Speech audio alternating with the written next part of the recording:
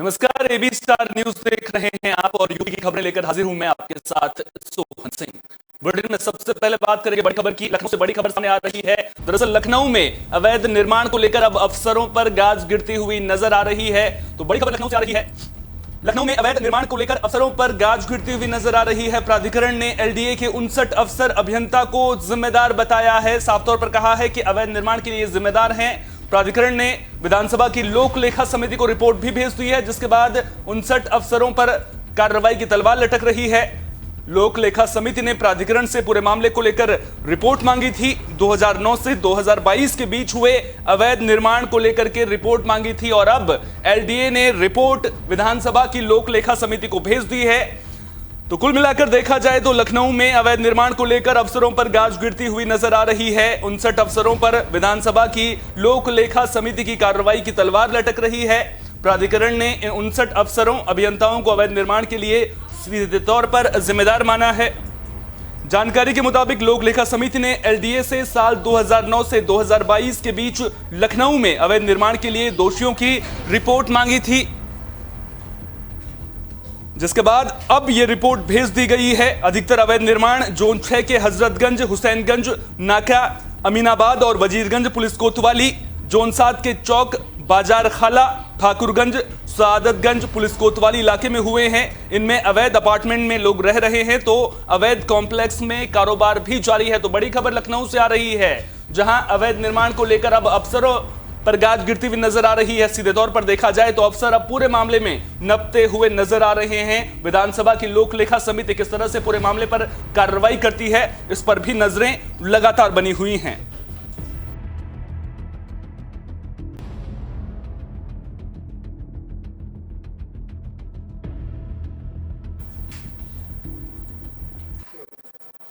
उमेश पाल हत्याकांड के बाद पुलिस का एक्शन लगातार जारी है। वहीं यूपी में कानून व्यवस्था को लेकर सियासत का सिलसिला भी परवान चढ़ता हुआ नजर आ रहा है। अब यूपी में कानून व्यवस्था को लेकर बीजेपी विधायक सुरेंद्र चौरसिया का बयान सामने आया है। उन्होंने कहा कि अब बड़े बड़े माफिया ने या तो दूसरे राज्य में शरण ले ली है या फिर उन्हें ढेर कर दिया गया है। उमेश पाल हत्याकांड में शामिल 2 बदमाशों को ढेर कर दिया गया है और बाकियों पर भी जल्द कार्रवाई होगी। जब उनसे सवाल पूछा गया कि साबरमती से आते वक्त क्या अतीक की गाड़ी पलटेगी, तो इस पर विधायक सुरेंद्र चौरसिया ने कहा कि यूपी की पुलिस है, अपराधियों से निपटने के लिए किसी भी हद तक जा सकती है।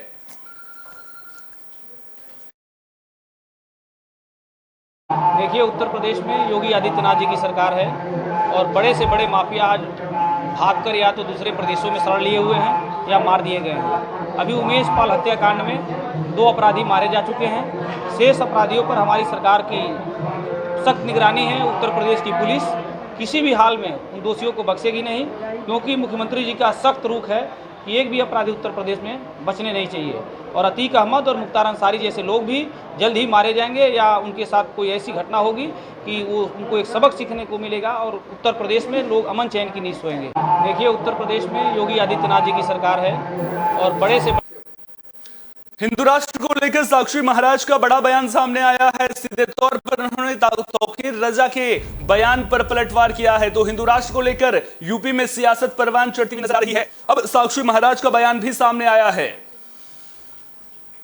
तौकीर रजा के बयान पर साक्षी महाराज का पलटवार देखने को मिला है। देश का विभाजन मुस्लिम राष्ट्र के नाम पर हुआ है, सीधे तौर पर साक्षी महाराज ने यह कहा है। साथ ही कहा है कि मोहम्मद अली जिन्नाह मुस्लिम राष्ट्र ले चुका है, अब जो रह गया है वो केवल हिंदू राष्ट्र है। तो बड़ी खबर सामने आ रही है।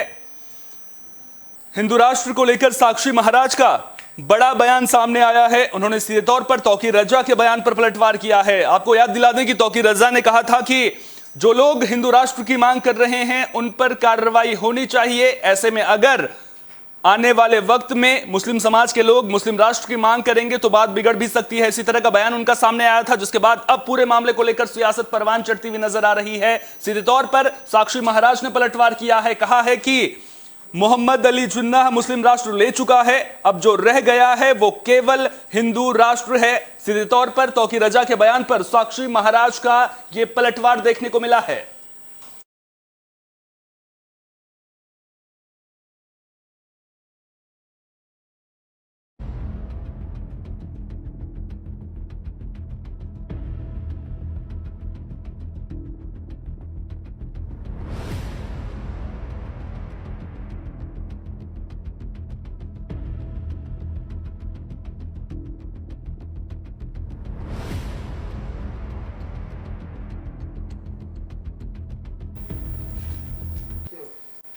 बुलेटिन में बात फिरोजाबाद की भी कर लेते हैं, जहां सीएमओ ऑफिस में एसीबी का छापा पड़ा है। एंटी करप्शन ब्यूरो की टीम ने यहां से 2 कर्मचारियों को रिश्वत लेते हुए गिरफ्तार किया है। जानकारी के मुताबिक 2 कर्मचारी प्रशांत और अनुराग को गिरफ्तार किया गया है। दोनों पर 25-25 हजार रुपए रिश्वत लेने का आरोप है। पुलिस ने दोनों को गिरफ्तार कर जेल भेज दिया है।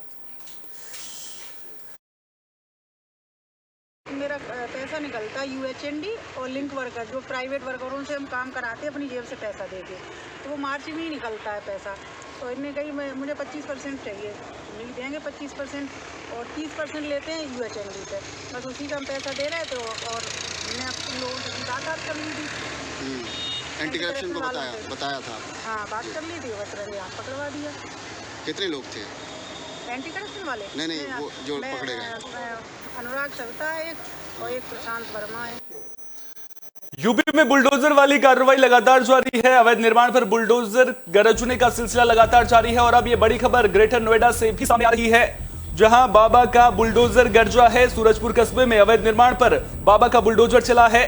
तालाब की जमीन पर अवैध कब्जे के खिलाफ यह कार्रवाई देखने को मिली है, जहां पर सीधे तौर पर आप तस्वीरों में भी देख सकते हैं कि जो अवैध निर्माण यहां पर किया गया था उस पर बुलडोजर चलता हुआ नजर आ रहा है। तालाब के आसपास बनी बड़ी बड़ी इमारतों पर बुलडोजर चला है। सदर एसडीएम के आदेश के बाद यह कार्रवाई की गई है। बाकी अवैध निर्माण को चिन्हित कर नोटिस भी भेजा जाएगा। तो बड़ी खबर ग्रेटर नोएडा से सामने आ रही है, जहां अवैध निर्माण पर बाबा का बुलडोजर गरजा है। सीधे तौर पर संदेश साफ है कि अवैध निर्माण को किसी भी सूरत में बर्दाश्त नहीं किया जाएगा। और तस्वीरों में भी आप फुल स्क्रीन अब देख सकते हैं किस तरह से बुलडोजर वाली कार्रवाई देखने को मिली है। ग्रेटर नोएडा से यह खबर सामने आ रही है, जहां सूरजपुर कस्बे में बाबा का बुलडोजर गरजा है। तालाब की जमीन पर अवैध कब्जे की शिकायत थी, जिसके बाद अब सदर एसडीएम के आदेश के बाद कार्रवाई का सिलसिला शुरू हो चुका है। और यह सिलसिला फिलहाल थमता हुआ नजर नहीं आ रहा है, क्योंकि कई ऐसी इमारतें भी हैं जिन्हें चिन्हित किया गया है, अवैध निर्माणों को चिन्हित कर दिया गया है, नोटिस भेज दिया गया है। और अगर नोटिस भेजे जाने के बाद भी वहां से अवैध निर्माण नहीं हटाया जाता है तो वहां पर भी बुलडोजर वाली कार्रवाई देखने को मिलेगी। कुल मिलाकर देखा जाए तो बुलडोजर वाली कार्रवाई को लेकर सियासत भी परवान चढ़ती हुई यूपी में नजर आ रही है, लेकिन बाबा का बुलडोजर अवैध निर्माण के खिलाफ खूब गरजता हुआ भी नजर आ रहा है।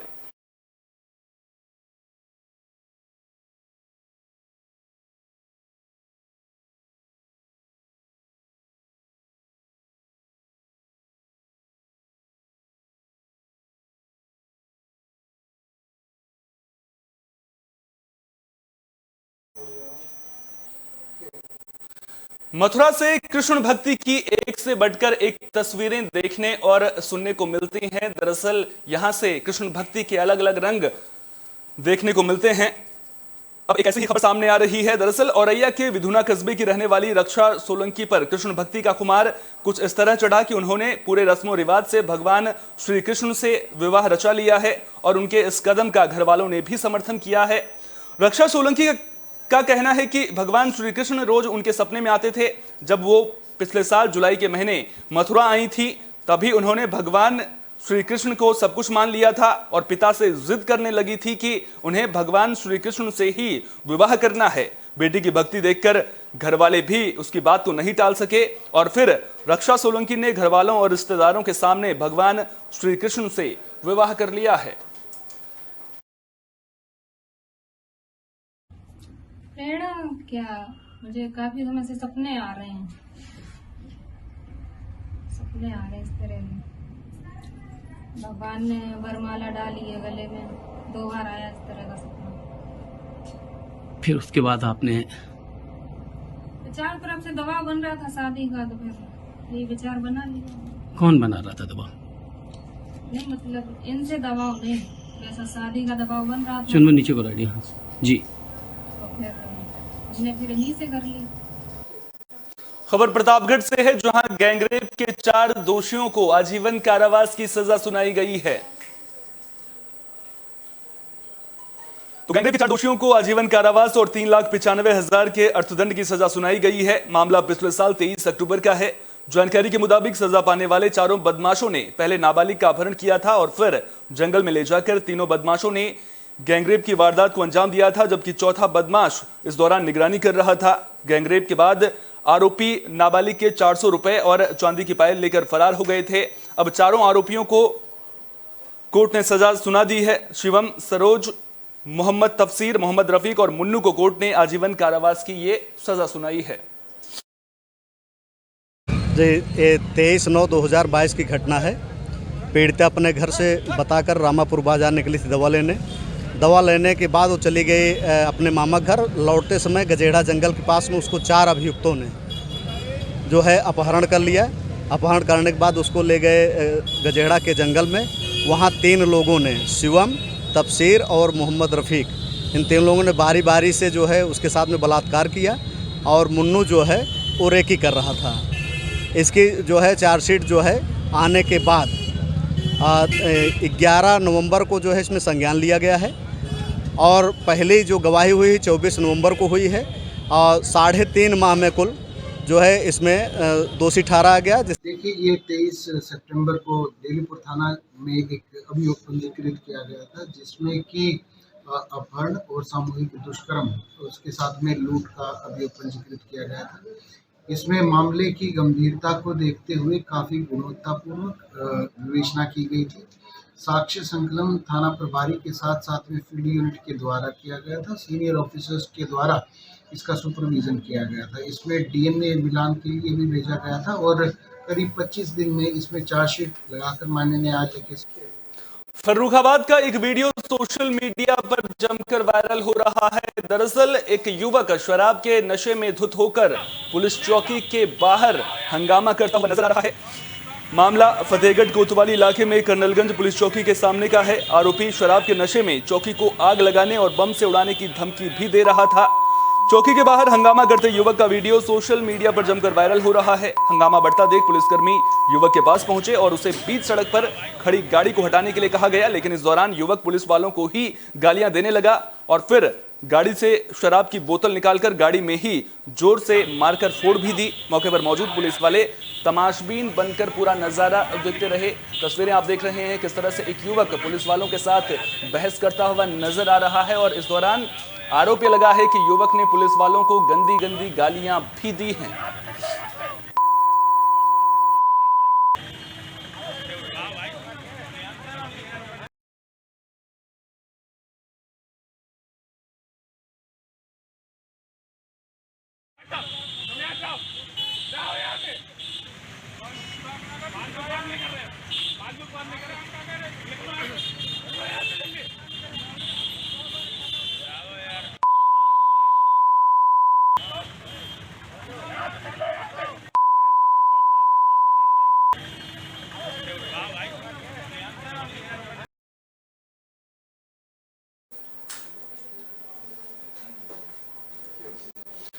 बुलेटिन में बात बागपत की, जहां के एसपी नीरज कुमार जादौन का ट्रांसफर अब बिजनौर हो गया है। इस मौके पर विदाई समारोह का आयोजन किया गया था। खबर चौधरी और आरएलडी उपाध्यक्ष धीरज उज्ज्वल ने उन्हें धूमधाम के साथ विदाई दी। नीरज कुमार जादौन ने कहा कि उन्हें सबसे ज्यादा खुशी इस बात की है कि वे अपने कार्यकाल के दौरान लोगों का दिल जीतने में कामयाब रहे। बता दें कि नीरज कुमार जादौन ने 9 अगस्त 2021 को बागपत एसपी की जिम्मेदारी संभाली थी।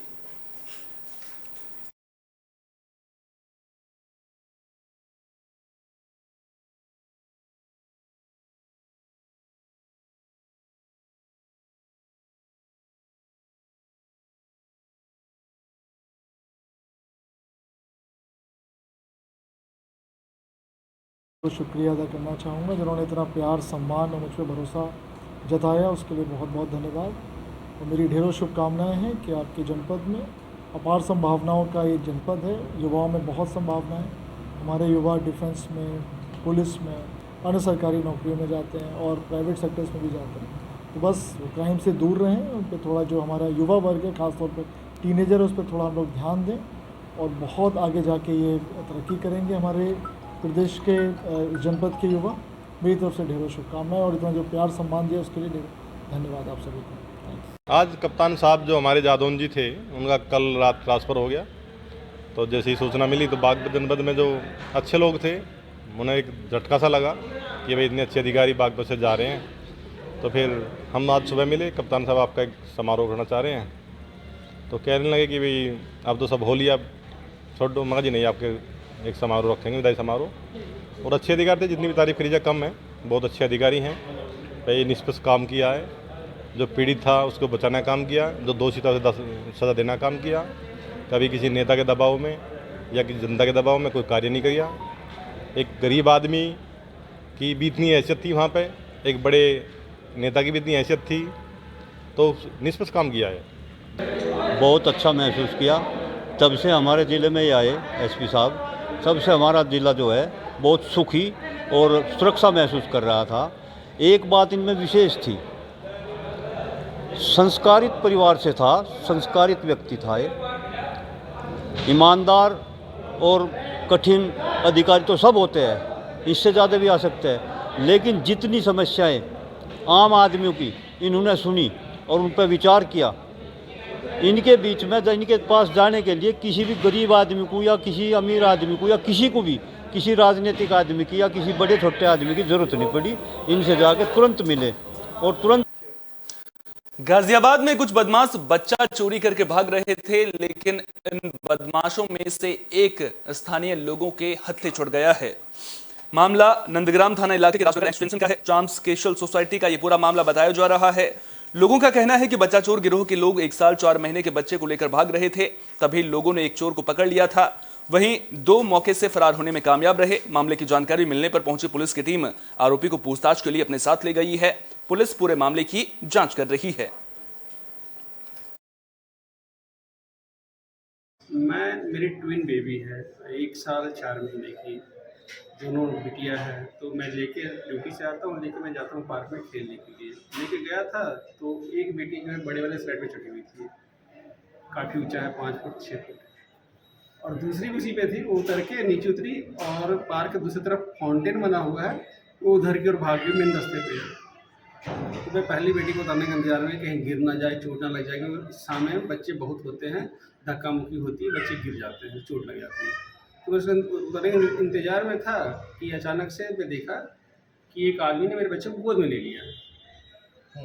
पार्क में ही था तो मैं दौड़ के गया हूँ। मैंने पूछा, भाई क्या बात है, तुमने मेरे बच्चे को गोद में क्यों लिया? बोलता है मेरी बिटिया है। तो यहाँ पे लगभग 9:30 बजे के आसपास की घटना है। 9:30 बजे एक व्यक्ति को, जो एक लड़का था लगभग 25 साल के आसपास, उसको एक छोटा सा बच्चा उठाते हुए लोगों ने देखा, उसको पकड़ लिया। वो उठा के उसको अपनी गोदी में उठा के ले जा रहा था।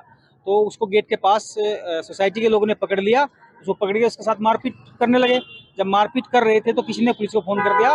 फिर पुलिस आ गई, तुरंत ही पुलिस आ गई। मुश्किल से शायद 5 मिनट भी नहीं हुए होंगे, इतनी देर में पुलिस आ गई। तो पुलिस ने क्या किया, पुलिस ने उसको उससे मारपीट की उसके साथ भी। फिर उसको पुलिस अंदर ले गई सोसाइटी में, उसको बंद कर दिया। उससे पूछताछ की, उसने बताया कि सोसाइटी के अंदर 3 लोग और हैं, मतलब ये 4 लोग आए थे सोसाइटी में, एक पकड़ा गया, बाकी। शामली में मकान निर्माण में लगे 2 मजदूरों की हाई टेंशन बिजली लाइन की चपेट में आने से मौत हो गई है। मामला सदर कोतवाली इलाके के बलवा गांव का है। मजदूरों की मौत से परिवार में मातम पसर गया है। परिजनों का रो रो कर बुरा हाल है। जानकारी के मुताबिक दोनों मजदूर लोहे के सरियों से बने पिलर को बांध रहे थे। इसी दौरान पिलर मकान के पास से गुजर रही हाई टेंशन बिजली लाइन के संपर्क में आ गया। करंट लगते ही दोनों बेहोश हो गए। ग्रामीण दोनों को लेकर शामली सीएचसी पहुंचे, जहां उन्हें मृत घोषित कर दिया गया है।